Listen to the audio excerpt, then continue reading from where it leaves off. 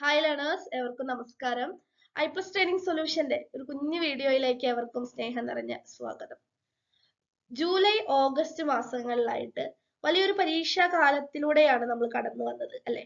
മലയാളം ഐച്ഛിക വിഷയമാക്കി എടുത്തവരെ സംബന്ധിച്ചിടത്തോളം ഒരുപാട് പരീക്ഷകളാണ് July August മാസങ്ങളിലായിട്ട് കഴിഞ്ഞത്.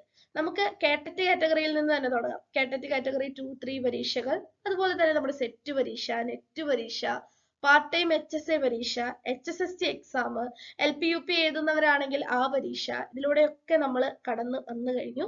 അതിൽ കാറ്ററ്റിന്റെയും സെറ്റിന്റെയും റിസൾട്ട് വന്നു കഴിഞ്ഞു. നെറ്റ് പരീക്ഷ ഒരെണ്ണം കഴിഞ്ഞു, അത് ക്യാൻസൽ ചെയ്തു, വീണ്ടും പുനഃപരീക്ഷ നടന്നു.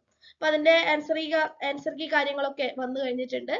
പാർട്ട് ടൈം HSA, അതുപോലെ തന്നെ HSST എക്സാമിനെ സംബന്ധിച്ചിടത്തോളം ഇത് സെപ്റ്റംബർ മാസം, ഈ മാസത്തിൽ റാങ്ക് ലിസ്റ്റ് പ്രസിദ്ധീകരിക്കും എന്നുള്ള ന്യൂസുകളൊക്കെ കേൾക്കുന്നുണ്ട്. അതിന്റെയും ആൻസർ കീ കാര്യങ്ങളൊക്കെ വന്നു കഴിഞ്ഞതാണ്. അപ്പൊ ഒരു പരീക്ഷാ കാലഘട്ടം നമ്മുടെ അവസാനിച്ചു. കാറ്ററ്റ് സെറ്റ് റിസൾട്ട് വന്നു. നമ്മുടെ കൂടെ ഐപ്ലസ് ട്രെയിനിങ് സൊല്യൂഷന്റെ കൂടെ കോഴ്സ് എടുത്ത് ജനറൽ പേപ്പർ ആണെങ്കിലും മലയാളം സബ്ജക്ട് പേപ്പർ ആണെങ്കിലും കോഴ്സ് എടുത്ത് പഠിച്ചിട്ടുള്ള ധാരാളം വിദ്യാർത്ഥികളാണ് ഇപ്രാവശ്യം കാറ്ററ്റും സെറ്റും എല്ലാം ക്വാളിഫൈ ചെയ്തത്. നെറ്റ് പരീക്ഷയുടെ റിസൾട്ടിന് വേണ്ടിയിട്ട് നിങ്ങളും ഞങ്ങളും എല്ലാവരും തന്നെ ആകാംക്ഷയോട് കൂടിയിട്ട് കാത്തിരിക്കുകയാണ്. അപ്പൊ ഒരു പരീക്ഷാ കാലഘട്ടം നമ്മുടെ കഴിഞ്ഞു. ഇതോടുകൂടി എല്ലാ പരീക്ഷകളും കഴിഞ്ഞു എന്നാണോ? അല്ല, ഇനിയും പരീക്ഷ 2025 ജനുവരിയിൽ തന്നെ നമുക്ക് ഏതൊക്കെ പരീക്ഷകൾ പ്രതീക്ഷിക്കാം? സെറ്റ്, കേട്ടറ്റ്, നെറ്റ് പരീക്ഷകൾ പ്രതീക്ഷിക്കാം. അതുപോലെ തന്നെ 2025 മലയാളം HSA നോട്ടിഫിക്കേഷൻ നമുക്ക് പ്രതീക്ഷിക്കാവുന്നതാണ്. 2026 പരീക്ഷ കടന്നാലും 2025 അതിന്റെ നോട്ടിഫിക്കേഷൻ വരും എന്നുള്ള സൂചനകൾ നമ്മൾ കേൾക്കുന്നുണ്ട്. അപ്പൊ ലളിതം മലയാളം ക്വസ്റ്റ്യൻ പേപ്പർ ഡിസ്കഷന്റെ ലൈവ് സെക്ഷൻസ് വീണ്ടും പുതിയ വിഷയങ്ങളായിട്ട് നമ്മൾ ആരംഭിക്കുകയാണ്. അപ്പോൾ ഇതുവരെ 10 ടോപ്പിക്കുകളാണ് നമ്മൾ ഡിസ്കസ് ചെയ്ത് കഴിഞ്ഞത്. 2 ലൈവ് സെക്ഷനുകളിലായിട്ട്, 2 പാർട്ടുകളായിട്ട് 10ഓളം ടോപ്പിക്കുകൾ നമ്മൾ ഡിസ്കസ് ചെയ്ത് കഴിഞ്ഞു. ലളിതം മലയാളം ചോദ്യപേപ്പർ വിശകലനം സെക്ഷന്റെ മൂന്നാമത്തെ ലൈവ് സെക്ഷന്റെ മൂന്നാമത്തെ ഭാഗത്തിലേക്ക് നമ്മൾ കടന്നിരിക്കുകയാണ്. അപ്പൊ അതിന്റെ വിശേഷങ്ങൾ, ഏതൊക്കെ ടോപ്പിക്കുകളാണ് മൂന്നാമത്തെ സെക്ഷനിൽ നമ്മൾ ഡിസ്കസ് ചെയ്യുന്നത് തുടങ്ങിയ കാര്യങ്ങളാണ് ഇന്നത്തെ ഈ വീഡിയോയിലൂടെ നമ്മൾ പറയാനായിട്ട് ഉദ്ദേശിക്കുന്നത്. അപ്പോ കൂടുതലായിട്ടുള്ള വിശദാംശങ്ങളിലേക്ക് നമുക്ക് കടക്കാം. മലയാളം മുൻകാല ചോദ്യ പേപ്പറുകളുടെ വിശകലനം. അപ്പൊ നമുക്ക് പരീക്ഷകളിൽ മുൻകാലങ്ങളിലെ ക്വസ്റ്റ്യൻ പേപ്പറുകൾ ഡിസ്കസ് ചെയ്തിട്ട് എന്താണ് ഗുണം കിട്ടാവുന്നത്? പരീക്ഷ എഴുതുന്ന വ്യക്തികൾക്ക് ഇപ്പൊ 1-2 പരീക്ഷ അടുപ്പിച്ച് നെറ്റിന്റെ പരീക്ഷ എഴുതിയവർക്ക് മനസ്സിലാകും ക്വസ്റ്റ്യൻ പേപ്പറിന്റെ ആവർത്തനം എങ്ങനെയാണ്. ഇപ്പോൾ തൊട്ട് മുമ്പ് ഈ 2024 ക്യാൻസൽ ചെയ്ത എക്സാം, തൊട്ട് മുമ്പ് നടന്ന പരീക്ഷയിൽ ക്യാൻസൽ ചെയ്ത എക്സാം, അത് എഴുതിയിട്ട് വീണ്ടും പുനഃപരീക്ഷ എഴുതിയവർക്ക് മനസ്സിലാകാം 12 ചോദ്യങ്ങളാണ് റദ്ദാക്കിയ പരീക്ഷ പേപ്പറിൽ നിന്ന് മാത്രം അതേപോലെ വന്നിട്ടുള്ളത്. അപ്പൊ നെറ്റ് പരീക്ഷ ആയിക്കോട്ടെ, കേട്ടറ്റ് കാറ്റഗറി 2 ആയിക്കോട്ടെ, 3 ആയിക്കോട്ടെ, സെറ്റ് ആയിക്കോട്ടെ, HSST പരീക്ഷകളായിക്കോട്ടെ, ആവർത്തന ചോദ്യങ്ങൾ പതിവാണ്. എല്ലാ പരീക്ഷകൾക്കും ഏതെങ്കിലും ചോദ്യങ്ങൾ ആവർത്തിച്ച് വരാറുണ്ട്. ഇപ്പൊ നെറ്റിനെയും സെറ്റിനെയും എടുക്കുകയാണെങ്കിൽ 9 മുതൽ 14 വരെയുള്ള ചോദ്യങ്ങൾ മുൻകാല ചോദ്യ പേപ്പറുകളിൽ അതേ ചോദ്യങ്ങൾ തന്നെ, അല്ലെങ്കിൽ ചെറുതായിട്ട് ഇപ്പോ സിംഗിൾ ആയിട്ടൊരു ക്വസ്റ്റ്യൻ, ഈ കൃതി എഴുതിയ ആരെയാണ് ചോദിച്ചതെങ്കിൽ അടുത്ത പ്രാവശ്യം ഇതേ കൃതി തന്നെ മാച്ച് ദി ഫോളോയിങ്ങിൽ ഉണ്ടായിരിക്കും. അത്തരത്തിലെ ഒരേ കൃതികളെ മുൻനിർത്തിക്കൊണ്ടുള്ള ആവർത്തന ചോദ്യങ്ങൾ നമുക്ക് വരാറുണ്ട്. അപ്പൊ ആവർത്തന ചോദ്യങ്ങൾ എന്തൊക്കെയാണ് എന്ന് മനസ്സിലാക്കി വെക്കുക എന്നുള്ളത് വളരെ ഇമ്പോർട്ടന്റ് ആയിട്ടുള്ള ഒരു കാര്യമാണ്. അപ്പൊ ഒരു പരീക്ഷയ്ക്ക്, ഒരു മത്സര പരീക്ഷയ്ക്ക് പഠിക്കുന്ന വിദ്യാർത്ഥികളോട്, പഠിക്കാൻ തുടങ്ങുന്ന വിദ്യാർത്ഥികളോട് എപ്പോഴും പറയുന്ന ഒരു കാര്യമുണ്ട്. മക്കളെ, നിങ്ങൾ ആദ്യം പരീക്ഷ എന്താണെന്ന് മനസ്സിലാക്കണം. രണ്ടാമതായിട്ട് സിലബസ് എന്താണ് എന്ന് കൃത്യമായിട്ട് ഉൾക്കൊള്ളണം. മൂന്നാമതായിട്ട് നിങ്ങളുടെ വീക്ക് ഏരിയാസും സ്ട്രെങ്ത് ഏരിയാസും നിങ്ങൾ തിരിച്ചറിയണം. ഏതൊക്കെ ഭാഗങ്ങൾ എനിക്കറിയാം, അല്ലെങ്കിൽ ഏതൊക്കെ ഭാഗങ്ങൾ എനിക്ക് പഠിക്കാനായിട്ട് കഴിയും, ഏതൊക്കെ ഭാഗങ്ങളിൽ നിന്ന് ചോദ്യങ്ങൾ താരതമ്യേന എന്നെ ബുദ്ധിമുട്ടിക്കാറില്ല, അതിനെക്കുറിച്ച് തിരിച്ചറിയണം. ഏതൊക്കെ കാര്യങ്ങളിൽ നിങ്ങളുടെ കയ്യിൽ നോട്ട് ഉണ്ട് എന്ന കാര്യത്തിൽ നിങ്ങൾക്ക് വ്യക്തത വേണം. അതിനുശേഷം നിങ്ങൾ പഠിക്കണം. പഠിച്ചാൽ മാത്രം മതിയോ? അല്ല, റിവിഷൻ ചെയ്യണം. കൃത്യമായിട്ട് റിവിഷൻ ചെയ്യണം. പഠിച്ചത് ആവർത്തിച്ച് വായിച്ചു നോക്കണം. ഇതോടുകൂടി പഠനം എന്നുള്ള പ്രക്രിയ പൂർത്തിയാകുന്നുണ്ടോ? ഇല്ല. ഈ പരീക്ഷയുമായി ബന്ധപ്പെട്ടിട്ട് മുൻകാല ചോദ്യപേപ്പറുകളൊക്കെ കളക്ട് ചെയ്ത് വെക്കുക, അങ്ങോട്ട് റിവൈസ് ചെയ്യുക. അപ്പോഴാണ് നിങ്ങൾക്ക് കൃത്യമായിട്ട് നിങ്ങൾ ഒരു പരീക്ഷയ്ക്ക് വേണ്ടിയിട്ട് നിങ്ങളുടെ പഠനം അല്ലെങ്കിൽ തയ്യാറെടുപ്പ് പൂർത്തിയായി എന്ന് നമുക്ക് പറയാനായിട്ട് കഴിയുകയുള്ളൂ. അപ്പൊ മുൻകാല ചോദ്യപേപ്പറുകളുടെ വിശകലനം ഇമ്പോർട്ടന്റ് ആണ്. ഇപ്പൊ ഒരു ചോദ്യം പറഞ്ഞു ഇന്ദുലേഖ എഴുതിയത് ആരാണ്? ഇന്ദുലേഖ എഴുതിയത് ചന്തുമേനോനാണ്. അങ്ങനെ ഉത്തരം പറഞ്ഞു പോകുന്ന രീതിയല്ല നമ്മൾ തുടരുന്നത്. അപ്പൊ I+ ട്രെയിനിങ് സൊല്യൂഷന്റെ ലളിത മലയാളം ക്വസ്റ്റ്യൻ പേപ്പർ ഡിസ്കഷൻ സീരീസിലെ എല്ലാ വെള്ളിയാഴ്ചകൾ തോറും 8 മണി മുതൽ 9 മണി വരെ നടക്കുന്ന ഫ്രീ ലൈവ് സെക്ഷൻ അറ്റൻഡ് ചെയ്തിട്ടുള്ള കുട്ടികളാണ് നിങ്ങളെങ്കിൽ നിങ്ങളുടെ അഭിപ്രായം, ഇതുവരെയുള്ള ക്ലാസ്സുകളെ സംബന്ധിച്ചുള്ള നിങ്ങളുടെ അഭിപ്രായം ദയവ് ചെയ്ത് കമന്റ് ബോക്സിലെ കമന്റ് ചെയ്യേണ്ടതാണ്. നമ്മൾ ചെയ്യുന്നത് എന്താണെന്ന് വെച്ചാൽ ഒരു ടോപ്പിക് എടുക്കുക. അപ്പൊ ഫസ്റ്റ് സെക്ഷനിൽ 5 ടോപ്പിക് നമ്മൾ ഡിസ്കസ് ചെയ്തു, രണ്ടാമത്തെ സെക്ഷനിലും 5 ടോപ്പിക്, മൊത്തം 10 ടോപ്പിക്കുകൾ നമ്മൾ ഡിസ്കസ് ചെയ്ത് കഴിഞ്ഞിട്ടുണ്ട്.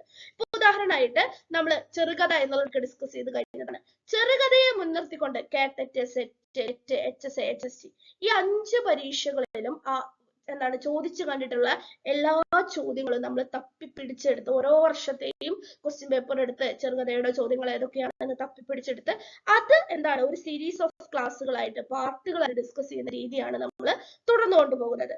ഇനി ഒരു ചോദ്യം പറഞ്ഞു, ആ ചോദ്യത്തിന്റെ ഉത്തരം ഇതാണ് എന്ന് പറഞ്ഞു കൊടുക്കുക മാത്രമല്ല, ഇപ്പൊ ഒരു ചോദ്യം, ആ ചോദ്യത്തിന്റെ ഉത്തരം B ആണ് എങ്കിൽ Aയും Cയും Dയും ഓപ്ഷനുകൾ എന്തുമായി ബന്ധപ്പെട്ടിരിക്കുന്നു? ഈ ഓപ്ഷൻസിൽ നിന്ന് എക്സാം ഓറിയന്റഡ് ആയിട്ട് പഠിക്കേണ്ട കാര്യങ്ങൾ എന്തൊക്കെയാണ്? എന്തുകൊണ്ട് ഈ ചോദ്യത്തിന്റെ ഉത്തരം B ആയി, ബാക്കിയുള്ളത് എന്തുകൊണ്ട് തെറ്റായി? അപ്പൊ തന്നെ എത്ര കാര്യങ്ങൾ ഒരു ചോദ്യം ഡിസ്കസ് ചെയ്യുന്നതിലൂടെ നമ്മൾക്ക് കിട്ടി. ചിലപ്പോൾ ഈ D ഓപ്ഷനെ മുൻനിർത്തിക്കൊണ്ടായിരിക്കും അടുത്ത പരീക്ഷയ്ക്ക് എന്ത് വരിക, ഒരു ചോദ്യം. അപ്പൊ വളരെ ഇമ്പോർട്ടന്റ് ആണ് എന്ത്, മുൻകാല ചോദ്യ പേപ്പറുകൾ ആവർത്തിച്ച് വിശകലനം എന്നുള്ളത് വളരെ ഇമ്പോർട്ടന്റ് ആയിട്ടുള്ള കാര്യമാണ്. അപ്പൊ അത് നിങ്ങളിലേക്ക് എത്തിക്കുന്നതിന് വേണ്ടിയിട്ടാണ് I+ ഈ ഫ്രീ ലൈവ് സെക്ഷൻ ക്ലാസ്സുകൾ എന്താണ് നടത്തുന്നത്. അപ്പൊ കാറ്ററ്റ് കാറ്റഗറി 2, 3, അതുപോലെ തന്നെ കേരള സെറ്റ് പരീക്ഷ, HSA, HSC തുടങ്ങിയ ചോദ്യ പേപ്പറുകളിലുള്ള ചോദ്യങ്ങളാണ് നമ്മൾ ഡിസ്കസ് ചെയ്യുന്നത്. എന്നുവെച്ചാൽ ഒരു ചോദ്യ പേപ്പർ മുഴുവൻ ഡിസ്കസ് ചെയ്യുന്ന രീതിയല്ല, ഒരു ടോപ്പിക് നമ്മൾ സ്പെസിഫിക് ആയിട്ട് സെലക്ട് ചെയ്ത് വെച്ചിട്ടുണ്ടാവും, അതുമായി ബന്ധപ്പെട്ടിട്ട് വന്നിട്ടുള്ള ചോദ്യങ്ങളാണ് 5-6 ക്ലാസ്സുകളായിട്ട് നമ്മൾ ഡിസ്കസ് ചെയ്യുന്നത്. അപ്പൊ ഏത് രീതിയിലാണ്, ഏത് മെത്തേഡ് ഓഫ് ടീച്ചിങ് ആണ് നമ്മൾ ഇവിടെ അവലംബിക്കുന്നത് എന്നുള്ളതാണ് നിങ്ങൾക്ക് പറഞ്ഞു മനസ്സിലാക്കി തന്നത്. എല്ലാവർക്കും വ്യക്തമായി എന്ന് ഞാൻ കരുതുന്നു. ആവർത്തിച്ചു വരുന്ന ചോദ്യ മേഖലകൾ കണ്ടെത്തി വിശകലനം ചെയ്യുന്ന രീതിയാണ് നമ്മൾ നമ്മുടെ ക്ലാസ്സിൽ സ്വീകരിച്ചിട്ടുള്ളത്.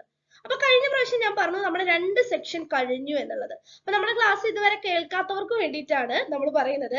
കേരള ചരിത്രം, പത്രമാസികകൾ, ശാസനങ്ങൾ, നാടോടി വിജ്ഞാനീയം അതായത് ഫോക്ലോർ, നാടകം, ഈ 5 ടോപ്പിക്കുകളും ഫസ്റ്റ് സെക്ഷനിലെ ഈ 5 ടോപ്പിക്കുകളുമായി ബന്ധപ്പെട്ടിട്ട് ഇതുവരെ ഈ പറഞ്ഞ പരീക്ഷകൾ കാറ്ററ്റ്, സെറ്റ്, HSA, HST, നെറ്റ് തുടങ്ങിയ പരീക്ഷകളിൽ ചോദിച്ചിട്ടുള്ള സകല ചോദ്യങ്ങളും നമ്മൾ ഡിസ്കസ് ചെയ്ത് കഴിഞ്ഞു. രണ്ടാമത്തെ സെക്ഷനിൽ നമ്മൾ കഥകളി, ആട്ടക്കഥ, അതുപോലെ തന്നെ ചെറുകഥ, നോവല്, മലയാള സിനിമ, മലയാള വിമർശനം, ഈ 5 ടോപ്പിക്കുകളാണ് നമ്മൾ ഡിസ്കസ് ചെയ്ത് കഴിഞ്ഞത്. ഇനി പുതിയ ടോപ്പിക്കുകൾ, പുതിയ സെക്ഷൻ, അതായത് ഈ ലളിത മലയാളം ക്വസ്റ്റ്യൻ പേപ്പർ ഡിസ്കഷൻ സീരീസിന്റെ പുതിയ സെക്ഷൻ, 3ാമത്തെ ലൈവ് സെക്ഷൻ നമ്മൾ ആരംഭിക്കുകയാണ്. അതിൽ വരുന്ന 5 ടോപ്പിക്കുകൾ ഏതൊക്കെയാണ്? അപ്പൊ കഴിഞ്ഞ ക്ലാസ്സുകളിൽ കുട്ടികളോട് ചോദിച്ചിട്ട് അവർക്ക് വേണ്ടുന്ന ഏറ്റവും ഇമ്പോർട്ടന്റ് ആയിട്ടുള്ള അവരുടെ ടഫ് ലെവലിൽ നിൽക്കുന്ന 5 മേഖലകളാണ് ഈ ഒരു സീരീസിൽ നമ്മൾ ഉൾപ്പെടുത്തിയിട്ടുള്ളത്. അത് ഏതൊക്കെയാണ് എന്നുള്ളത് പറയാം. അപ്പൊ ആവർത്തിച്ചു വരുന്ന ചോദ്യ മേഖലകൾ കണ്ടെത്തി വിശകലനം ചെയ്യുന്നു. അപ്പൊ ഈ ചോദ്യ മേഖലകൾ ഏതൊക്കെ? ഇപ്പൊ ഒരു 2018 മുതൽ 2020, 2021 വരെയുള്ള പരീക്ഷകൾ എടുത്താൽ കാര്യം, കാരണം ടൈപ്പ് ചോദ്യങ്ങൾ കൂടുതലായിരുന്നു എന്ന് നമുക്ക് കാണാനായിട്ട് സാധിക്കും. പക്ഷെ ഇപ്പോൾ ആ പാറ്റേൺ നമ്മുടെ മലയാളം പേപ്പറുകളിൽ കാണുന്നില്ല. അത് വലിയൊരു മാറ്റമാണ്. അപ്പോൾ ഇപ്പോഴത്തെ ട്രെൻഡിങ് ചോദ്യം എന്താണ്, എങ്ങനെയാണ് ചോദ്യം വരുന്നത്, അതാണ് നമ്മൾ അടുത്തതായിട്ട് മനസ്സിലാക്കിയിരിക്കേണ്ടത്. മലയാള വിഷയവുമായി ബന്ധപ്പെട്ടിട്ടുള്ള മത്സര പരീക്ഷകളിൽ അത് കാറ്ററ്റ് ആകട്ടെ, സെറ്റ് ആകട്ടെ, നെറ്റ് ആകട്ടെ, HSA, HST ഏത് പരീക്ഷയും ആകട്ടെ, കൊറോണയ്ക്ക് ശേഷം നടന്നിട്ടുള്ള പരീക്ഷകളിലെല്ലാം തന്നെ ക്വസ്റ്റ്യൻ പാറ്റേണിൽ വലിയൊരു മാറ്റം കാണാനായിട്ട് സാധിക്കും. അതിൽ ഏറ്റവും കൂടുതൽ മാറ്റം വന്നിട്ടുള്ളത് നെറ്റ് പരീക്ഷയിലാണ് എന്ന് നമുക്ക് മനസ്സിലാക്കാനായിട്ട് സാധിക്കും. ഒരു 2021 വരെയുള്ള ഒരു പാറ്റേൺ അല്ല, പിന്നീട് അങ്ങോട്ട് ആഫ്റ്റർ കൊറോണയിൽ നടന്ന പരീക്ഷകൾക്കൊക്കെ. അപ്പൊ അതിനു മുമ്പ് പരീക്ഷ എഴുതിയുള്ളവർക്ക് കൃത്യമായിട്ട് അറിയാം കാര്യം, കാരണം ആ ഒരു പാറ്റേണിലുള്ള ക്വസ്റ്റ്യൻസ് ധാരാളമായിരുന്നു. ഇപ്പോൾ നമ്മുടെ ചോദ്യ പേപ്പറുകളിൽ വളരെ വിരളമായിട്ട് അത്തരത്തിലുള്ള ചോദ്യങ്ങൾ കാണുന്നുള്ളൂ. അപ്പോൾ ഇപ്പോഴത്തെ ക്വസ്റ്റ്യൻ പേപ്പറിൽ, ക്വസ്റ്റ്യൻ പാറ്റേണിൽ എന്തിനാണ് പ്രാധാന്യം കൊടുക്കേണ്ടത് മക്കളെ? കാലഗണന ക്രമം, ഈ 2 കാര്യങ്ങളിൽ കിടന്നിട്ടാണ് ഇപ്പോഴത്തെ എല്ലാ മത്സര പരീക്ഷകളും കിടന്ന് കറങ്ങുന്നത്. അല്ലെങ്കിൽ ആ ക്വസ്റ്റ്യൻ ഏരിയ തന്നെ അതാണ്. നമ്മളിപ്പോൾ ഒരു കൃതി പഠിക്കുന്നു, ആ കൃതി ഏത് വിഭാഗത്തിൽ, ഏത് സാഹിത്യ വിഭാഗത്തിൽ പെടുന്നു, ആരെഴുതിയ കൃതിയാണ്, ഇപ്പൊ കഥ, കവിത, നോവല്, ലേഖനമൊക്കെ ആണെങ്കിൽ ഏത് മാസികയിലാണ് അത് പ്രസിദ്ധീകരിച്ചത്, ഈ കൃതിയെ മുൻനിർത്തി വന്നിട്ടുള്ള വിമർശനങ്ങള്, നിരൂപണങ്ങള്, പണ്ഡിതാഭിപ്രായങ്ങൾ എന്തൊക്കെ എന്നതിനോടൊപ്പം തന്നെ നിർബന്ധമായും പഠിക്കേണ്ടുന്ന ഒന്നാണ് ആ കൃതി എഴുതിയത് ഏത് കാലഘട്ടത്തിലാണ്, അല്ലെങ്കിൽ ആ ഒരു കൃതി പ്രസിദ്ധീകരിച്ചത് ഏത് വർഷമാണ് എന്നുള്ളത് നിർബന്ധമായിട്ട് നമ്മൾ പഠിക്കണം. 2024 നടന്ന നെറ്റ് പരീക്ഷയിലെ നമ്മൾക്ക് ഒരു പരീക്ഷ റദ്ദാക്കി അതിന്റെ പുനഃപരീക്ഷ നടന്നു. രണ്ടിലും 20-ലധികം ചോദ്യങ്ങൾ വന്നിട്ടുള്ളത് എന്തിനെ മുൻനിർത്തിയാണ്? കാലഗണന അഥവാ പ്രസിദ്ധീകരിച്ച അല്ലെങ്കിൽ ആ സംഭവം നടന്ന വർഷം, അതുപോലെ തന്നെ ക്രമം എന്നിവയെ മുൻനിർത്തിയിട്ടാണ് ഏറ്റവും കൂടുതൽ ചോദ്യം വന്നിട്ടുള്ളത് എന്ന് നമുക്ക് മനസ്സിലാക്കാനായിട്ട് സാധിക്കും. ഇപ്പൊ കാലഘടന എന്ന് പറയുന്നത് എന്താണ് എന്നുള്ളത് നിങ്ങൾക്ക് മനസ്സിലായിട്ടുണ്ടാകും അല്ലെ? ഇപ്പൊ ഒരു ചോദ്യം, സുകുമാർ അഴീക്കോടിന്റെ കൃതികളുടെ പ്രസിദ്ധീകരണ വർഷം അനുസരിച്ച് ശരിയായിട്ടുള്ള ക്രമം ഏത്? നമുക്കൊരു 4 കൃതികളുടെ പേര് തന്നിട്ടുണ്ടാവും. 4 നമുക്ക് ശരിക്കും പറഞ്ഞ ക്വസ്റ്റ്യൻ പേപ്പറിൽ 5 കൃതികൾ ഉണ്ടായിരുന്നു. ആശാന്റെ സീതാകാവ്യം, രമണനും മലയാള കവിതയും, ശങ്കരക്കുറുപ്പ് വിമർശിക്കപ്പെടുന്നു, മലയാള സാഹിത്യ വിമർശനം, തത്വമസി. ഈ കൃതികളൊക്കെ നമുക്ക് സുകുമാർ അഴീക്കോടിന്റെ ആണെന്ന് അറിയാം. പക്ഷെ ഈ കൃതികളെല്ലാം അതും നമുക്ക് ഓർത്തു വെക്കാൻ പറ്റണം എന്നില്ല. പക്ഷെ തന്നിരിക്കുന്നവയിൽ ആദ്യത്തെ കൃതി ആശാന്റെ സീതാകാവ്യമാണ്, അല്ലെങ്കിൽ തന്നിരിക്കുന്നതിൽ ഏറ്റവും അവസാനത്തെ തത്വമസിയാണ്. അതായത് തത്വമസി 1984-ലാണ്, ആശാന്റെ സീതാകാവ്യം വരുന്നത് 1954-ലാണ് എന്ന് നമ്മുടെ മനസ്സിലുണ്ട് എങ്കിൽ മാത്രം, അല്ലെങ്കിൽ ഏതെങ്കിലും ഒന്നിന്റെ ഇയർ കിട്ടിയാലും ഇത്തരത്തിലുള്ള ചോദ്യങ്ങളിൽ നമുക്ക് ലക്കിന് എന്താണ് നമുക്ക് ആ ആൻസർ, ശരിയായിട്ടുള്ള ആൻസറിലേക്ക് നമുക്ക് എത്താനായിട്ട് പറ്റും. അതുപോലെ തന്നെ ആദ്യകാല മലയാള നോവലുകൾ, നമ്മുടെ തൊട്ടു മുമ്പ് നടന്ന പരീക്ഷ നടക്കുന്ന സമയത്ത് നമ്മൾ നോവൽ ഡിസ്കസ് ചെയ്യുന്ന ഒരു ടൈമായിരുന്നു. അപ്പൊ നോവലിനൊക്കെ ആദ്യകാല നോവല്, പിന്നെ അതിനുശേഷം വന്നിട്ടുള്ള നവോത്ഥാന നോവല്, ചരിത്ര നോവലുകൾ കൃത്യമായിട്ട് ആ ഒരു കാലഗണന അനുസരിച്ചിട്ടാണ് നമ്മൾ ക്ലാസ്സിന്റെ സ്ട്രക്ചർ തന്നെ ക്രമീകരിച്ചിട്ടുണ്ടായിരുന്നത്. ഏതൊരു നോവൽ പറയുമ്പോഴും അതിന്റെ പ്രസിദ്ധീകരണ വർഷം കൃത്യമായിട്ട് മക്കളെ ഇന്നതാണ് എന്നുള്ളത് ക്ലാസ്സിൽ പറഞ്ഞിട്ടുണ്ടായിരുന്നു. അതുകൊണ്ട് ഈ ചോദ്യം എല്ലാതും കുട്ടികൾ എല്ലാവരും ശരിയാക്കി എന്നുള്ളൊരു ഫീഡ്ബാക്ക് ആയിരുന്നു പരീക്ഷ കഴിഞ്ഞതിന് ശേഷം നമുക്ക് കിട്ടിയിട്ടുണ്ടായിരുന്നത്.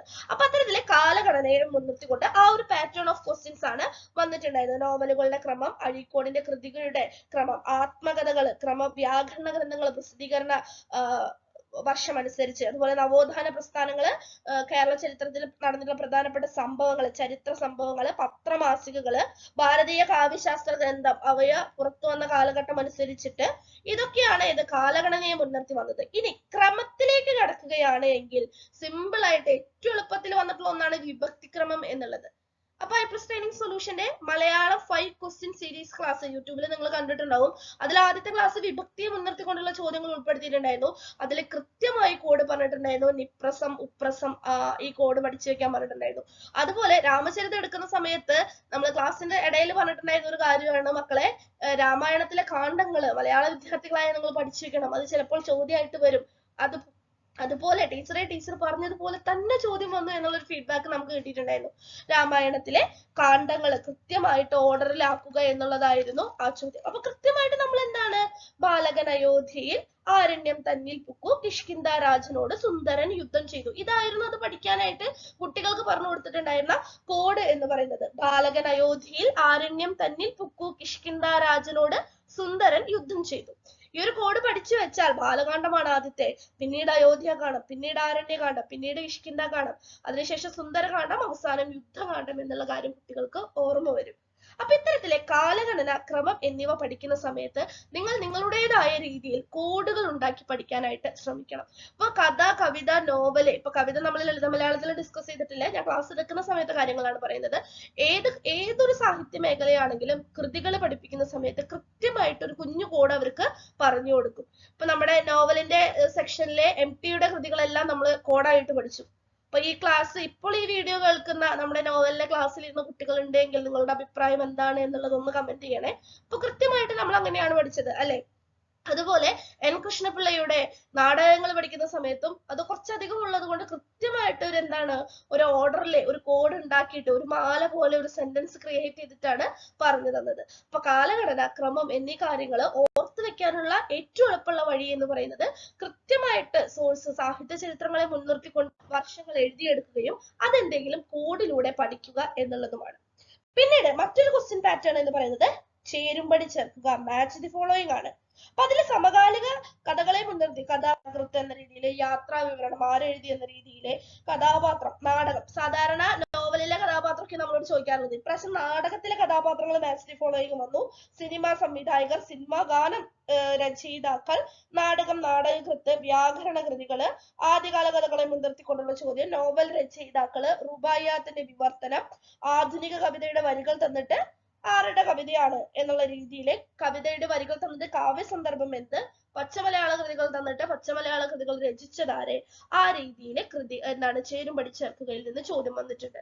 ഇനി കവിതയിലെ വരികളാണ് കൂടുതലായിട്ട് വരിക എങ്കിലും ഇപ്പൊ ഏറ്റവും അവസാനം പുനഃപരീക്ഷ കഴിഞ്ഞ സമയത്തും ധാരാളം ചോദ്യങ്ങൾ കവിതയുടെ വരികളിൽ നിന്ന് വന്നിട്ടുണ്ടായിരുന്നു. പിന്നെ നമ്മുടെ നോവല് ഈ രീതിയിൽ ആരംഭിക്കുന്ന നോവൽ ഏത്, ഇങ്ങനെ അവസാനിക്കുന്ന നോവൽ ഏത്, അതുപോലെ തന്നെ ഇങ്ങനെ തുടങ്ങുന്ന കഥ ഏത്, അത്തരത്തിലുള്ള ചോദ്യങ്ങൾ വരികളെ മുൻനിർത്തി വരാറുണ്ട്. അടുത്തത് കൃതികൾ രചയിതാക്കൾ എന്നുള്ളതാണ്. ഇത് നിർബന്ധമായിട്ടും പഠിച്ചു വെക്കേണ്ടതാണ്. ഇത് ഒറ്റ സിംഗിൾ ക്വസ്റ്റ്യൻ ആയിട്ട് വരാം, മാച്ച് ദി ഫോളോയിങ് ആയിട്ട് വരാം, അല്ലെങ്കിൽ നമുക്കൊരു കുറെ കൃതികൾ തന്നിട്ടുണ്ടാവും. താഴെ തന്നിരിക്കുന്നവയിൽ മാധവിക്കുട്ടിയുടെ കഥകൾ മാത്രം ഉൾക്കൊള്ളുന്ന ഗണമേത്, അങ്ങനെ തിരഞ്ഞെടുക്കാനായിട്ട് വരും. അല്ലെങ്കിൽ പിന്നെ എങ്ങനെ വരാം, നമുക്ക് കുറച്ചധികം കൃതികൾ എന്താണ് തന്നിട്ടുണ്ടാവും. എന്നിട്ട് ഈ കൃതികളിൽ നിന്ന് ONV കുറുപ്പിന്റെ കവിതകൾ തിരഞ്ഞെടുക്കുക. എന്നിട്ട് ഓപ്ഷൻസ് എന്തായിരിക്കും, എയും ബിയും ശരി, സി മാത്രം തെറ്റ്, ഡിയും എയും ബിയും ശരി. അത്തരത്തിലുള്ള ഒരു പാറ്റേൺ. ആ ക്വസ്റ്റ്യൻ തന്നെ ട്വിസ്റ്റഡ് ക്വസ്റ്റ്യൻ ആണ്. കുറച്ചധികം സമയം ശ്രദ്ധയോടുകൂടി വായിച്ചില്ലെങ്കിൽ എന്താണ് അറിയാവുന്ന ആ ഒരു ക്വസ്റ്റ്യൻ പോലും നമ്മൾ തെറ്റിക്കാനുള്ള സാധ്യതയുണ്ട്. അതുപോലെ തന്നെ മാച്ച് ദി ഫോളോയിങ് ആയിട്ടും കൃതികൾ, രചയിതാക്കൾ എന്നീ മേഖലകളിൽ നിന്ന് ചോദ്യം വരാറുണ്ട്. അപ്പൊ കഴിഞ്ഞ പ്രാവശ്യത്തെ പരീക്ഷയ്ക്ക് എന്താണ് പഠിച്ചുപോയ കുട്ടികളും റിവിഷൻ ചെയ്ത കുട്ടികളും രണ്ടും തമ്മിൽ വ്യത്യാസമുണ്ട്. ഞാൻ എപ്പോഴും ക്ലാസ്സിൽ പറയുന്നതാണ്, മക്കളെ നിങ്ങൾ സിലബസ് എടുക്കും, സിലബസ് മുഴുവനായിട്ട് ചിലപ്പോൾ പഠിക്കും, കൃത്യമായിട്ട് നോട്ട് എഴുതുകയും പഠിക്കുകയും ചെയ്യും. അതിന്റെ ഒപ്പം തന്നെ എന്തും വേണം, റിവിഷനും വേണം. അല്ലെങ്കിൽ ഈ സ്ക്രീനിൽ കാണുന്ന അവസ്ഥയായിരിക്കും, സ്ക്രീനിൽ ആ മീമിൽ കാണുന്ന അവസ്ഥയായിരിക്കും. നമുക്കൊരു ചോദ്യം തന്നു, എയും ഡിയും തെറ്റാണ് എന്ന് നമ്മൾ ഉറപ്പിച്ചു. അത് രണ്ടും അല്ല, നമുക്കറിയാം. കാരണം എന്താ, നമ്മൾ പഠിച്ചിട്ടുണ്ട്. പക്ഷേ സി ആണോ ബി ആണോ എന്ന കാര്യത്തിൽ നമുക്ക് ഡൗട്ട് വരും. എന്തുകൊണ്ടാണ് അങ്ങനെ ഡൗട്ട് വരുന്നത്? നമുക്ക് ആലോചിക്കും, ഈശ്വര ഇത് ഇതാണോ അതോ ഇതാണോ, ഭയങ്കര കൺഫ്യൂഷൻ. രണ്ട് ഓപ്ഷനില് ആ രണ്ട് ഓപ്ഷനിൽ ഡൗട്ട് വരാനുള്ള പ്രധാനപ്പെട്ട കാരണം നിങ്ങൾ പ്രോപ്പർ ആയിട്ട് റിവിഷൻ നടത്തുന്നില്ല എന്നുള്ളതാണ്. അപ്പൊ റിവിഷൻ നടത്താനായിട്ട് നിങ്ങൾ എഴുതിയ കാര്യങ്ങൾ ആവർത്തിച്ച് വായിക്കുക എന്നതിന്റെ കൂടെ തന്നെ ഏറ്റവും മികച്ച വഴിയാണ് എന്ത്, മുൻകാല ചോദ്യപേപ്പറുകൾ റിവൈസ് ചെയ്യുക എന്നുള്ളത്. ഈ ഒരു ക്വസ്റ്റ്യൻ തന്നെയായിരിക്കും അടുത്ത പ്രാവശ്യം മാറ്റിയും തിരിച്ചും വരിക. ആവർത്തന ചോദ്യങ്ങൾ പരീക്ഷയ്ക്ക് സ്ഥിരമായിട്ട് വരാറുണ്ട്. റദ്ദാക്കിയ പരീക്ഷയിൽ നിന്ന് 11-ലധികം ചോദ്യങ്ങളാണ് പുനഃപരീക്ഷ നടത്തിയപ്പോൾ അതേപോലെ തന്നെ വന്നത്. അപ്പൊ ഇതേ ചോദ്യങ്ങൾ തന്നെ വേറെ ഏതെങ്കിലും പാറ്റേണില് ഇനി വരുന്ന പരീക്ഷകളിൽ നമുക്ക് വരാറുണ്ട്. അപ്പോ നമ്മൾ ഈ ഡിസ്കഷൻ ക്ലാസ് കൊണ്ട് എന്താണ്, നിങ്ങൾക്ക് കേട്ടറ്റും കിട്ടും, സെറ്റും കിട്ടും, നെറ്റ് JRFോട് കൂടി പാസ്സാവാനും HSA HSSC തുടങ്ങിയ പരീക്ഷകൾ വിജയിക്കാനും സാധിക്കും. അപ്പൊ എങ്ങനെയാണ് മാറി വരുന്ന ക്വസ്റ്റ്യൻ പാറ്റേൺ എന്നാണ് ഞാനിപ്പോൾ പറഞ്ഞത്. HSA HSSC പരീക്ഷകളുടെ മുൻകാല ചോദ്യപേപ്പറുകൾ പരിശോധിച്ച് ഓരോ വിഷയവുമായി ബന്ധപ്പെട്ട്, ഇപ്പൊ നമ്മൾ പറഞ്ഞിട്ടുള്ള പുതിയ സെക്ഷനിലെ വിഷയമല്ലോ, ഈ വിഷയവുമായി ബന്ധപ്പെട്ട് വന്നിട്ടുള്ള ചോദ്യങ്ങളെല്ലാം ഒന്നിച്ച് ഒരുമിച്ച്, ഇപ്പൊ വ്യാകരണാണെച്ചെങ്കിൽ വ്യാകരണത്തിലെ ചോദ്യങ്ങൾ മുഴുവൻ, കവിതയാണെച്ചെങ്കിൽ കവിതയിലെ ചോദ്യങ്ങൾ മുഴുവൻ, അത്തരത്തിൽ ഒന്നിച്ച് ക്രോഡീകരിച്ച് വിശകലനം ചെയ്യുന്ന രീതിയാണ് നമ്മൾ സ്വീകരിക്കാൻ പോകുന്നത്. അപ്പൊ എന്താണ് നമ്മൾ ചെയ്യാൻ പോകുന്നത്, പുതുതായിട്ട് ഈ ഒരു ക്ലാസ്സുകൾ കേൾക്കാനായിട്ട് താല്പര്യപ്പെടുന്ന വിദ്യാർത്ഥികളുടെ അറിവിലേക്കാണ് പറയുന്നത്. മുൻകാല ചോദ്യപേപ്പറുകളിൽ വന്നിട്ടുള്ള ചോദ്യങ്ങൾ, ഇനി വരാൻ സാധ്യതയുള്ള സമകാല കൃതികളുമായി ബന്ധപ്പെട്ടിട്ടുള്ള കാര്യങ്ങൾ അടക്കം ഉൾപ്പെടുത്തിക്കൊണ്ടാണ് നമ്മളുടെ ക്ലാസ് നമ്മൾ അറേഞ്ച് ചെയ്യുന്നത്. ക്വസ്റ്റ്യൻ പേപ്പർ ഡിസ്കഷൻ സീരീസിന്റെ 3ാമത്തെ സെക്ഷനിലെ 5 ടോപ്പിക്കുകളാണ് നമ്മൾ നോക്കുന്നത്. അതിൽ ആദ്യത്തെ ടോപ്പിക് വ്യാകരണമാണ്. അപ്പോൾ കഴിഞ്ഞ 2 സെക്ഷനുകളിലായിട്ട് ഇപ്പൊ നമ്മൾ ഫസ്റ്റ് സെക്ഷൻ കഴിഞ്ഞപ്പോൾ കുട്ടികളോട് ചോദിച്ചിട്ടുണ്ടായിരുന്നു അടുത്ത സെക്ഷനിൽ എന്തൊക്കെ കാര്യങ്ങൾ വേണം. അപ്പൊ അവർ പറഞ്ഞ കാര്യങ്ങൾ തന്നെയാണ് 2ാമത്തെ സെക്ഷനിലെ ആട്ടക്കഥ, ചെറുകഥ, നോവല്, മലയാള സിനിമ, വിമർശനം എന്നീ കാര്യങ്ങൾ. വിമർശനമൊക്കെ നമ്മൾ 11ഓളം ക്ലാസ്സുകളിലായിട്ട് 100 സംതിങ് ചോദ്യങ്ങളാണ് നമ്മൾ ഡിസ്കസ് ചെയ്തത്. അതുപോലെ ഇപ്രാവശ്യം നമ്മൾ വ്യാകരണത്തിൽ നിന്നാണ് ആരംഭിക്കുന്നത്. ഓൾറെഡി ക്ലാസ് ആരംഭിച്ചു കഴിഞ്ഞു, 2 ക്ലാസ് കഴിഞ്ഞ് വ്യാകരണത്തെ മുൻനിർത്തിയിട്ടുള്ളത്. അപ്പൊ വ്യാകരണം, സൈബർ സാഹിത്യം, കവിത, വിവർത്തനം, ഭാഷാശാസ്ത്രം, ഈ 5 ടോപ്പിക്കുകളാണ് ഇനിയുള്ള ക്ലാസ്സുകളിലായിട്ട് നമ്മൾ ഡിസ്കസ് ചെയ്യാൻ പോകുന്നത്. അപ്പൊ വ്യാകരണത്തെ മുൻനിർത്തി എങ്ങനെ പോയാലും നമുക്ക് 10-11 ക്ലാസ്സുകൾ ഉണ്ടായിരിക്കും. അത് കഴിഞ്ഞതിന് ശേഷം മാത്രമായിരിക്കും നമ്മൾ സൈബർ സാഹിത്യത്തിലേക്ക് കടക്കുക. അപ്പൊ വ്യാകരണവുമായി ബന്ധപ്പെട്ട് എന്തൊക്കെ കാര്യങ്ങൾ നമ്മൾ പഠിക്കുന്നുണ്ട് തുടങ്ങിയ കാര്യങ്ങളൊക്കെ ഇന്നത്തെ ഈ ഒരു വീഡിയോയിൽ കൂടെ തന്നെ നമ്മൾ ഡിസ്കസ് ചെയ്യുന്നതായിരിക്കും. അപ്പൊ നമുക്ക് സൈബർ സാഹിത്യത്തിലേക്ക് പോകാം. താരതമ്യേന ഈ അടുത്താണ് സൈബർ സാഹിത്യത്തിൽ നിന്നുള്ള ചോദ്യങ്ങൾ കൂടുതലായിട്ട് വന്നു തുടങ്ങിയത്. അപ്പൊ നമുക്കറിയാം ആദ്യത്തെ സൈബർ കൃതി ഏതാണ് മുകുന്ദന്റെ നൃത്തമാണ്. ആദ്യത്തെ കവിത ബ്ലോഗ് ഏതാണ്? എന്താണ് ബ്ലോഗ്? ഭൂലോകം എന്നാൽ എന്താണ്? തിരുമൊഴി എന്ന പദം ആദ്യമായിട്ട് കൊണ്ടുവന്നത് ആരാണ്? ധാരാളം ചോദ്യങ്ങളുണ്ട്. അപ്പൊ ഈ ചോദ്യങ്ങളൊക്കെ ഒരു വട്ടം നമ്മൾ പഠിച്ചു വെച്ചാൽ, ഒരു ക്വസ്റ്റ്യൻ പേപ്പർ ഡിസ്കസ് ചെയ്തതിന് നിന്ന് ഒരു ചോദ്യം നമുക്ക് കിട്ടിയാൽ ഈ ഒരു പാറ്റേണിൽ നിന്ന് തന്നെയാണ് വീണ്ടും ചോദ്യങ്ങൾ ആവർത്തിച്ച് വരുന്നത്. അപ്പൊ സൈബർ സാഹിത്യത്തെ മുൻനിർത്തിക്കൊണ്ടുള്ള ചോദ്യങ്ങൾ നമ്മൾ ഡിസ്കസ് ചെയ്യുന്നുണ്ട്. അടുത്തത് കവിതയാണ്. കവിത നമ്മൾ ഡിഗ്രി പി ജി കാലഘട്ടങ്ങളിൽ കവിതയുടെ പേപ്പറുകളൊക്കെ ആധുനിക കവിത, ഉത്തരാധുനിക കവിത, പ്രാചീന കവിത, സമകാലിക കവിത കുറെ പേപ്പറുകൾ നമ്മൾ പഠിച്ചിട്ടുണ്ടാവും അല്ലെ.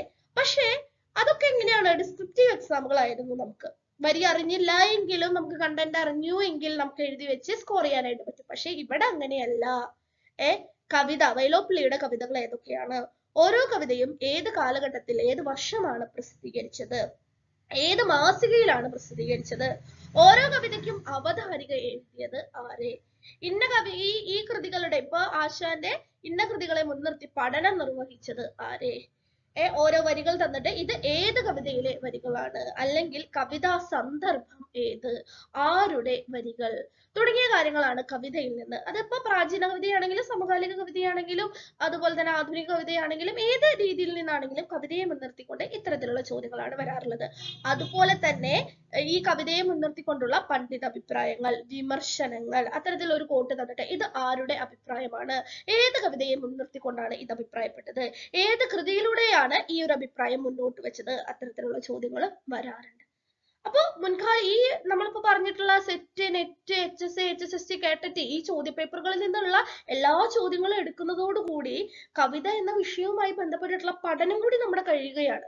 നിങ്ങളുടെ കയ്യിലുള്ള പരിമിതമായ നോട്ടിലേക്കാൾ ഉപരി ഒരു ചോദ്യം ഡിസ്കസ് ചെയ്യുന്നതിലൂടെ 4 ഓപ്ഷനുകളിലൂടെയും നമ്മൾ കടന്നു പോകും. അതുപോലെ ഈ ചോദ്യത്തിന്റെ പാറ്റേൺ പോലെ തന്നെ വന്നിട്ടുള്ള മറ്റു ചോദ്യങ്ങൾ ഏതൊക്കെയാണ് എന്നുള്ള കാര്യവും നമ്മൾ ഡിസ്കസ് ചെയ്യും. അപ്പൊ അത്തരത്തിൽ നോക്കുമ്പോൾ കവിത എന്നുള്ള ടോപ്പിക്ക് മുഴുവനായിട്ട് പഠിച്ചു തീർക്കാനായിട്ട് നിങ്ങൾക്ക് നമ്മുടെ ഈ ഒരു ക്വസ്റ്റ്യൻ പേപ്പർ ഡിസ്കഷൻ സെക്ഷൻ ഉപയോഗിക്കാവുന്നതാണ്. അടുത്തത് വിവർത്തനമാണ്. ആദ്യകാല വിവർത്തനങ്ങൾ ഏതൊക്കെയാണ്? കവിതാ വിവർത്തനം, നോവല്, ചെറുകഥ, നാടകം, അങ്ങനെ വിവർത്തന കൃതികളെ കുറിച്ചിട്ടും അതുപോലെ വിവർത്തനം എന്നതുമായി ബന്ധപ്പെട്ടിട്ടുള്ള എന്താണ് മൂലഭാഷ, എന്താണ് സ്രോതഭാഷ തുടങ്ങിയ കാര്യങ്ങളും നമ്മൾ ഇതുമായി ബന്ധപ്പെട്ടിട്ട് പഠിക്കേണ്ടതായിട്ടുണ്ട്. അടുത്തത് ഭാഷാശാസ്ത്രമാണ്. വ്യാകരണം പോലെ തന്നെ വ്യാകരണം ഒരു പുറമാണ് എങ്കിൽ അതേ നാണയത്തിന്റെ മറുപുറമാണ് ഏത്? ഭാഷാശാസ്ത്രം.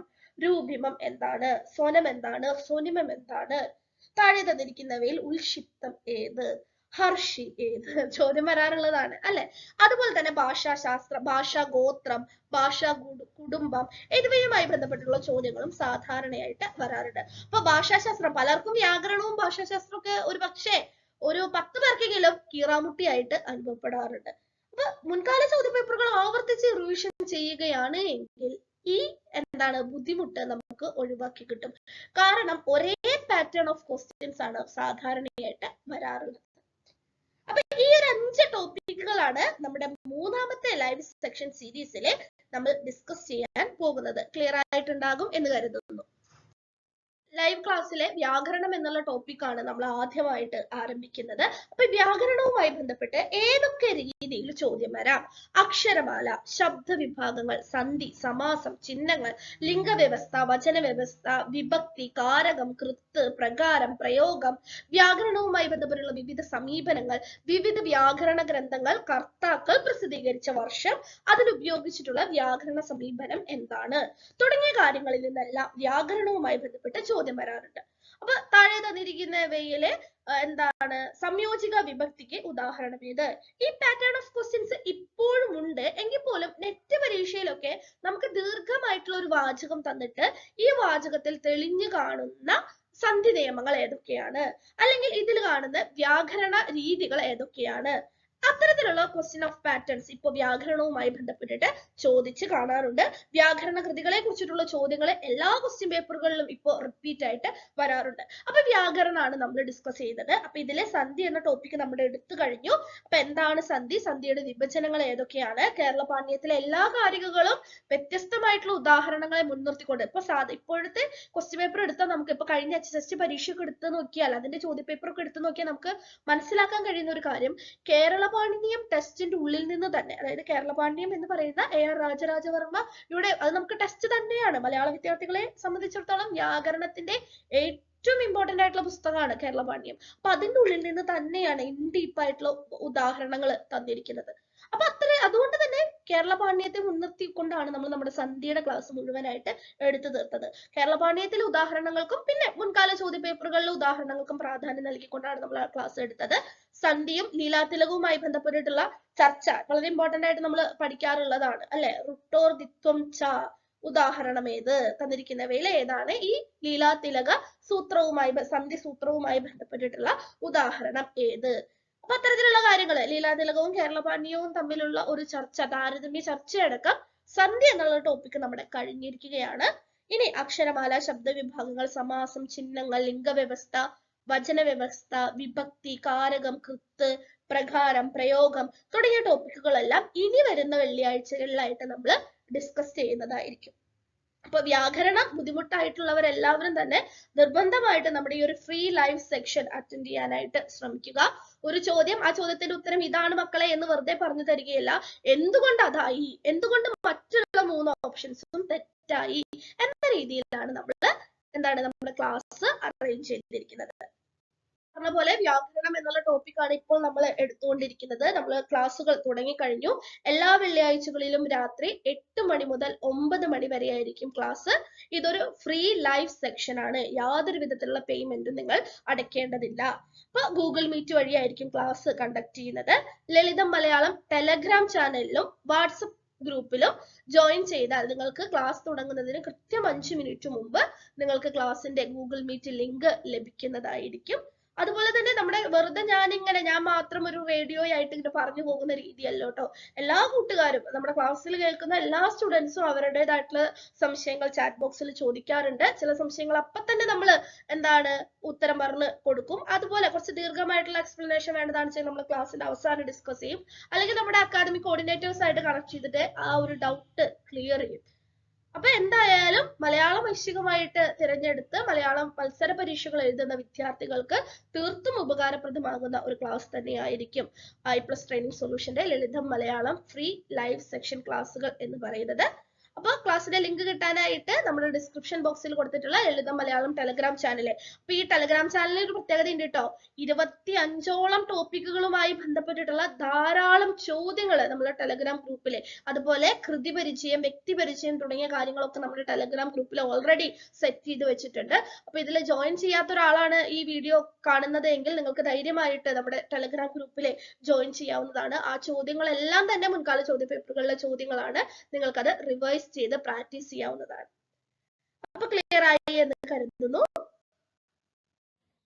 അധ്യാപക ജോലി ലക്ഷ്യമായിട്ട് സ്വപ്നമായിട്ട് കൊണ്ട് നടക്കുന്ന നമ്മളെല്ലാവരും മറികടക്കേണ്ടുന്ന ഒട്ടനവധി മത്സര പരീക്ഷകളുണ്ട്. നേരത്തെ പറഞ്ഞ പോലെ കാറ്ററ്റ്, category 2, 3, SET, NET, HSA, HSST തുടങ്ങിയ പരീക്ഷകൾ. അപ്പൊ മത്സര പരീക്ഷകൾ ഏതുമാകട്ടെ അത് വിജയിക്കണം എന്നുള്ള ആഗ്രഹം, തീവ്രമായിട്ടുള്ള ആഗ്രഹമുള്ള ഒരു വ്യക്തിയാണ് നിങ്ങളെങ്കിൽ I+ ടീം നിങ്ങളോടൊപ്പമുണ്ട്. മലയാളം ലളിതമാക്കാം I+നൊപ്പം. അപ്പോൾ NTA UGC net Malayalam, HSA HSST Malayalam കോഴ്സുകൾ, കേരള സെറ്റ് മലയാളം, കാറ്ററ്റ് കാറ്റഗറി 2, 3 മലയാളം കോഴ്സുകളെല്ലാം തന്നെ നമ്മുടെ കോഴ്സിൽ അവൈലബിൾ ആണ്. സിലബസ് മുഴുവനായിട്ട് കവർ ചെയ്യുന്ന രീതിയിലുള്ള നോട്ടുകൾ, വീഡിയോ ക്ലാസ്സുകൾ, പ്രീ റെക്കോർഡഡ് ആയിട്ടുള്ള ക്ലാസ്സുകളാണ്. അതുപോലെ തന്നെ പരീക്ഷയ്ക്ക് എങ്ങനെയാണോ ചോദ്യം വരുന്നത് അതേ പാറ്റേണിലുള്ള ധാരാളം മോക്ക് ടെസ്റ്റുകളും നമ്മൾ ഓരോ പരീക്ഷകളുമായി ബന്ധപ്പെട്ടിട്ടുള്ള കോഴ്സുകളിലും ഉൾപ്പെടുത്തിയിട്ടുണ്ട്. അപ്പോൾ മോക്ക് ക്ലാസ്സുകൾ കണ്ട് ഇഷ്ടമാവുകയാണ് എങ്കിൽ നിങ്ങൾക്ക് കോഴ്സ് എടുക്കാവുന്നതാണ്. അപ്പോൾ ഇപ്പോൾ നമ്മുടെ സെറ്റ് 2025 സെറ്റ് പരീക്ഷയ്ക്കുള്ള അപ്ലിക്കേഷൻ വിളിച്ച സമയമാണ് അല്ലെ. അപ്പൊ ഇനി പഠനത്തെ സീരിയസ് ആക്കി എടുക്കേണ്ടുന്ന ഒരു ഘട്ടത്തിലൂടെയാണ് ഇനി നമുക്ക് കടന്നു പോകാനുള്ളത്. I+ ടീം നിങ്ങൾക്കൊപ്പമുണ്ട്. പരീക്ഷ എഴുതുന്ന എല്ലാവർക്കും ഞാൻ വിജയാശംസകൾ നേരുകയാണ് എന്ന് കരുതുന്നു. അപ്പൊ ഈ ഒരു ക്ലാസ്സുകളുടെ ലിങ്ക് കിട്ടുന്നതിന് വിട്ട് ഞാൻ പറഞ്ഞ പോലെ തന്നെ നമ്മുടെ ഡിസ്ക്രിപ്ഷൻ ബോക്സിലെ ലളിതം മലയാളം ടെലഗ്രാം ചാനലിന്റെയും ലളിതം മലയാളം വാട്സപ്പ് ഗ്രൂപ്പിന്റെയും ലിങ്ക് നൽകിയിട്ടുണ്ട്. നിങ്ങൾക്ക് അതിൽ ജോയിൻ ചെയ്യാവുന്നതാണ്. ക്ലാസ് തുടങ്ങുന്നതിന് കൃത്യം 5 മിനിറ്റ് മുമ്പ് നിങ്ങൾക്ക് ലിങ്ക് പ്രൊവൈഡ് ചെയ്യുന്നതായിരിക്കും. അപ്പൊ അടുത്ത ക്ലാസ്സിൽ നമുക്ക് കാണാം. Thank you learners.